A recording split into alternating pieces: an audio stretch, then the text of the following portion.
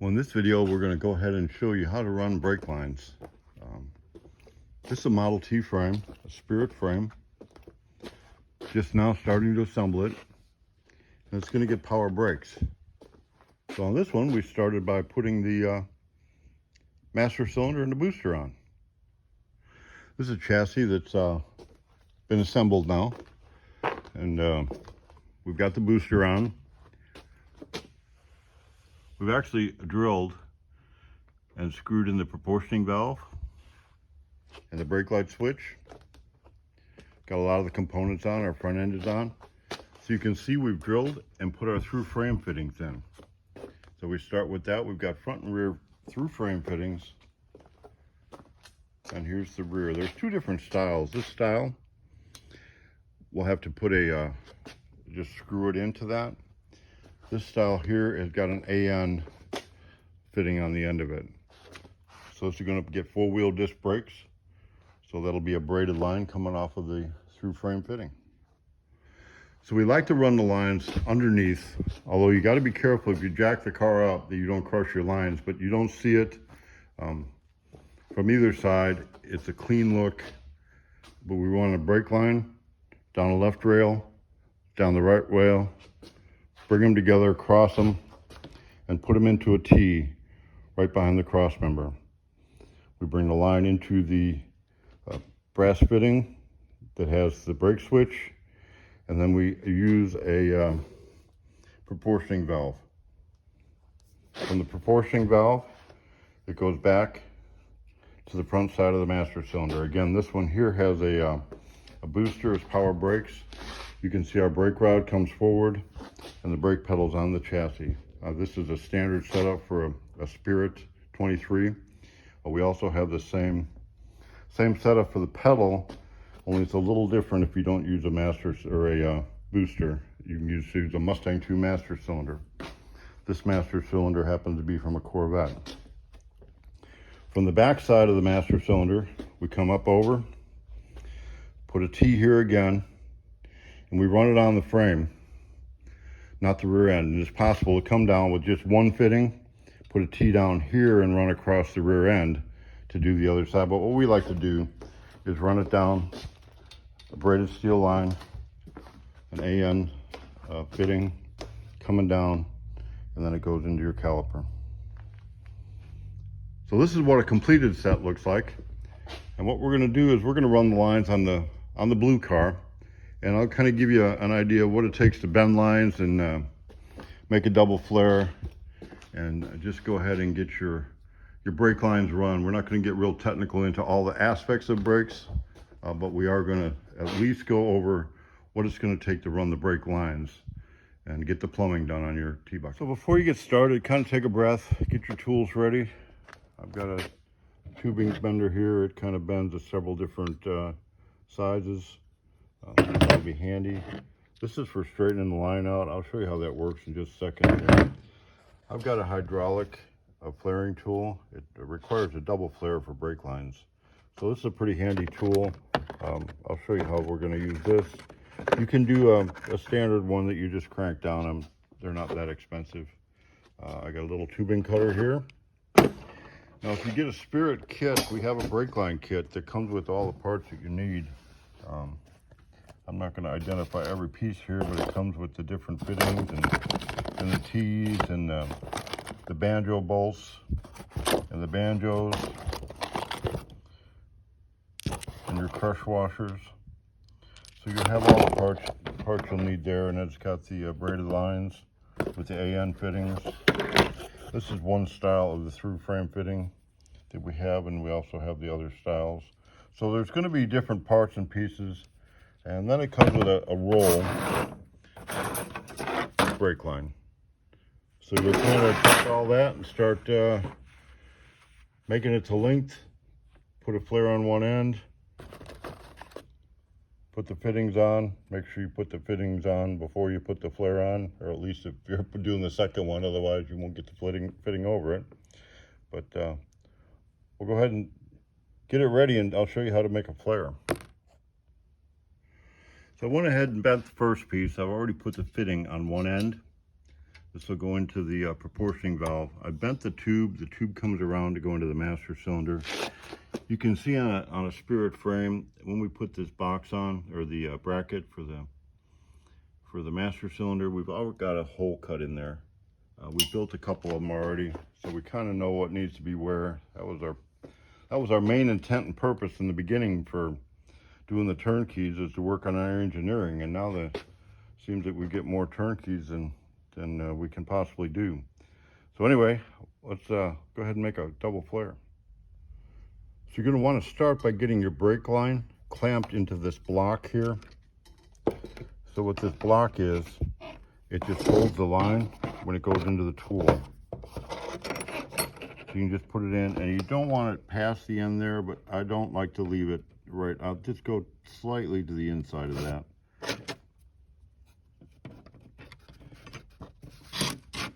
And that clamps it pretty tightly together.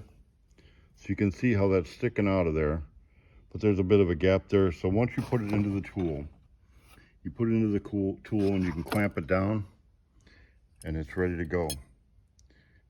So I've got my fitting on there, and I've got my fitting on that end. Make sure of that, otherwise you'll be cutting the end off. And also be careful on the final bend. You've got to have that fitting far enough out of the way so that the pipe itself, the tube, can fit into the clamp for it. So you can see about how far it's out there. I've got it in. The fitting is past that, so I'm ready to put my first flare in. So with my tube in the blocks, and I've extended it past where it needs to be, what I'm going to want to do is put this die into it, into the tool. But the little pin on the end of that needs to go into the hole, and you need to make sure that it is in the hole. Otherwise that pin will break off easily, and you'll be buying a new die, and you won't be doing any more work until you're done with that. So I'm going to go ahead and fit it into the tool. It's going to take 2 hands for that, but I'll show you once it's in. But again, the block is in the tool. This is going to be down recessed in there a little bit more. Make sure before you totally put the die in the tool that this pin right here is definitely going into that hole, and not on the side of it. It'll break, but it's got to go into that hole. So it may seem like I stressed, don't break that pin an awful lot there, but here's why. I put the die in. This is another die, and it goes into the slot here of the tool. But what happens, you can crank this down and you open it up, so that lets this go down. So when you actually get that into the slot, you're cranking that up into it. So it's going to go into, say this is the die that's into there. It's going to go into it just like this, and you're pushing down, and you really can't see if you're in the hole or not, but you get it up tight to the hole. Just tighten it up, and then it's hydraulic. All you got to do is put the pressure on. I might need some fluid here maybe. I've put my first flare in, and you can kind of see it's kind of mashed it in there. And the reason it's called a double flare is because now I'm going to use a different die, and you can see the difference between these two dies. This one's just going to smash it and kind of round it and keep it tight, and then this one we'll just put a nice V into it where it seals into the to the fitting. So next I'm going to put this die in and smash it in a little bit, and we will have our double flare. So I went ahead and put just a single flare in, and I smashed it pretty hard, and I had it in kind of far, so you can kind of see it's out of shape, and almost by intention I tried to do it more extreme. But you can just see the flare. I mean, something like that being straightened out would work good for, you know, water, brass, you know, and water fittings and stuff like that, but not for brake lines. So what you need to do is really get that double flare. You can see how it rounds that edge around, and then it pushes that in there. You can kind of see in there, it clamps on both sides. It compresses against both sides. So the flare compresses against the fitting itself, and then the inside of the flare will compress against the fitting that it's going into. if you look inside of a fitting there, you can see how it's kind of got a flare on it, so the flare compresses into that flare. So that's why it's called a double flare. Now once you've mastered doing the double flare, and do a couple of them, just to make sure you got it, I've got my first brake line, I've got it tightened in there, make sure I don't cross thread anything. I've got it tightened into the master cylinder, but that's all finger tight. I would definitely recommend using a line wrench. A line wrench just goes all the way around, and what it does, it lets you put the wrench over the line and get all of the sides of the fitting except one. So use your line wrench, get everything tightened down, and just keep working that way. But before I tighten them all down, I like to get all my parts built and then put them on, hand tighten them all, look at everything, make sure I got it right, and then from there I'll go on and tighten things down. So I'll just move on to building a few more brake lines. Before I build any line, if it's going to be a longer line, I'm coming off the roll, and you can see it's all kind of bent. This is really a great tool. What you do is you just put the tube into it. Once you have the tube into it, you can just kind of run it along it. And you can see it does a pretty good job of straightening out the tube. So instead of having to try to hand straighten the coil, which you can definitely do, that's just kind of a handy tool. So I've straightened out a line. I've got a flare on one end and I got my fitting. Make sure the fitting is between your bend and on the flare, otherwise you won't be able to get that fitting around the corner. So I've kind of got it set up. I need to build a 90-degree bend into this. I've got it laid out and fitted, so I'm going to go ahead and bend that now. So I put my fitting in. I've got my bend pretty close to where I want it. I'm going to come across this side, bend another one. And again, on the Spirit frame, we've kind of pre-thought this out. We're going to go through this hole right here, and the hole is already in the bracket, and that'll go to this fitting here. But on the through frame fitting, we use a couple of different kind of through frame fittings. This one needs to have a T in it. So what I've done, I've got a brass T here, but I have to have two fittings so that I can put a flared end on both ends. So we'll put some tape on that, Teflon tape, and put this piece in. And that'll be our fitting for this to come around to. On the other side, since it's just a pipe thread on this side, what we'll have is a fitting. The fitting will go in onto this side,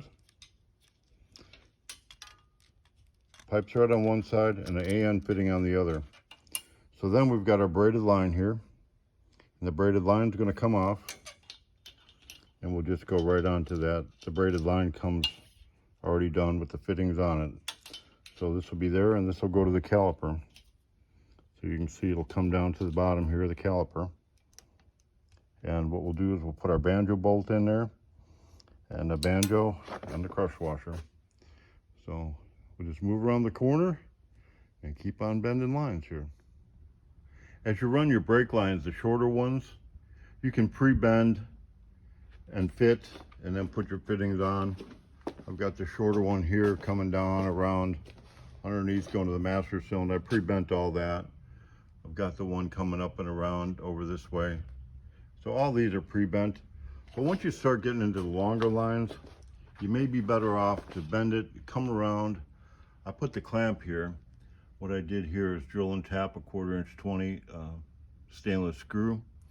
So I'm going to come up and I'm going to bend it around, but this is going to go underneath the frame rail all the way up to the front here. So it's kind of hard to pre-bend all of that and get the right length. So I've just got it extra long.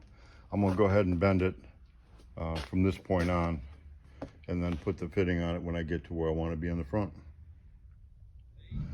So I treated the long run on this side the same as I did on the other. I went ahead and connected it to the T over here. Again, I run the proportioning valve on the front. The front of the car is so much lighter. A lot of people are going to say, oh, you need it on the back and blah, blah, blah. The goal is to have all your brakes stop even.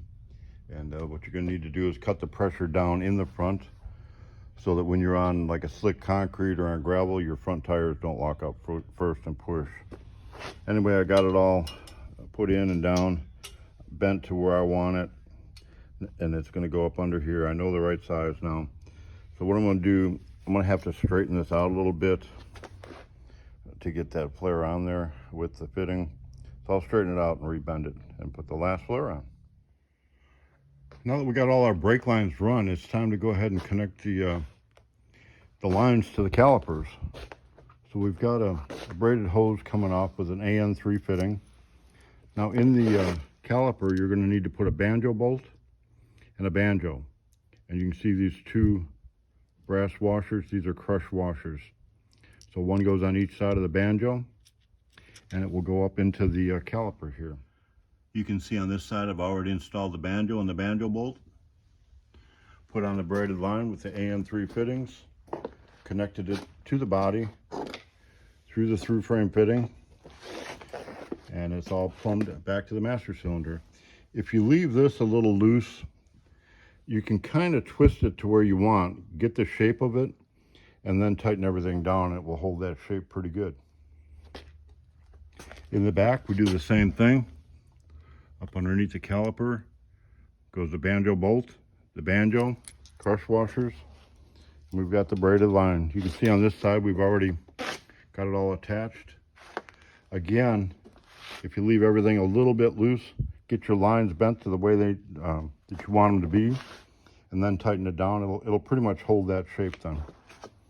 So we've got our front and rear calipers connected to the system now. Time to just make sure everything is tight. So a quick rundown of brake lines on a T-bucket. We start with our master cylinder. This one's got power brakes. It's got the booster, and on ours, it's a Corvette master cylinder. Make sure you've got a proportioning valve in line there. Now, I don't care what anybody says, the front end of a T-bucket is way lighter, and you need to put the proportioning valve on the front and cut it down because you don't want your front wheels locking up on gravel or in the slick concrete. On ours, we put the brake switch in line there, tee it on the front. I like to tee it on the front and come one across the cross member and one down the other side, left side. You can run them both all the way down and split them in the front, but then that's just more to see up here. I run everything down underneath. I go ahead and drill, tap, and put all of the brake lines in. Come around the front, we got through frame fittings, AN3, braided hose. You got your caliper with the banjo and the banjo bolt. You can kind of twist these by how you twist it and tighten it down. It kind of holds its shape the way it goes there. You've got your front calipers, both sides. And then you got two lines coming. You got the other line coming to the back. So we come back through the back. We split it right here. Through frame fitting, come through, same thing. This one has disc rear brakes. When you tighten it down here, you can kind of, the way you twist it is how it's going to kind of hold its shape there. Come along. Again, we drilled and tapped. Use a stainless screw in there to hold that. And that's about it. So a couple things. One is try to make it as neat and tidy as possible. You don't want to see brake lines everywhere. And the other one, make sure your flares are good. If you've never done it before, practice on a few. You can get some hydraulic flaring tools. It's a little pricey, but it does a really good job, or you can just get one where you just kind of crank it down. But remember, it has to be a double flare. So practice your flares for a little bit if you haven't done flares before. And the last FYI, don't forget to put your fitting on before you put the flare on. Otherwise, you're going to have to cut your flare out to put the fitting back on. So that's it. That's how we plumb a tea bucket.